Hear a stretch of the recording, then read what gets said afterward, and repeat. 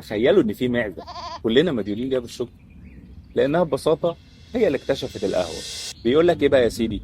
من 1200 سنه في جبال الحبشه اللي هي حاليا اثيوبيا، كان في راعي غنم بسيط اسمه كلدي بيقوم بمهامه اليوميه عادي خالص، وإذ فجاه يلاقي الغنم بتاعه بيتحرك بطريقه غريبه كانهم عندهم فرط حركه. كلدي بقى ايه؟ استغرب وقرر يراقبهم طول النهار لحد ما لاحظ انهم بياكلوا من شجره الثمره بتاعتها لونها احمر زاهي شبه التوت. وهنا كلدي حاول يجرب الحبوب بنفسه، وبعد شويه كلدي حس بنفس النشاط اللي كان عند غنمه. كلدي جرب الحبوب اكتر من مره، وكل مره كان بنفس التاثير، لحد ما قرر يشارك التجربه دي مع رهبان في دير قريب منه. الرهبان بعد ما اتاكدوا من تاثير الحبوب دي بداوا يجربوا اكتر من طريقه لتحضيرها، لحد ما طريقه منهم كانت انهم يغلوا الحبوب في ميه وطلعوا منها مشروب يساعدهم على السهر طول الليل علشان يقدروا يكملوا صلواتهم وعباداتهم. كلدي وقتها ما كانش يعرف ان الحبوب اللي اكتشفتها غنمه هتغير العالم كله بعد كده، وهتبقى جزء رئيسي في اقتصاد دول سواء صادرات او واردات. والرهبان لما غلوا حبوب البن في الميه ما كانوش يعرفوا انهم بيعملوا اول فنجان قهوه في التاريخ.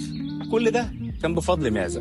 انا مصطفى بسيوني، ودي كانت اول حكايه من حكاوي القهوه.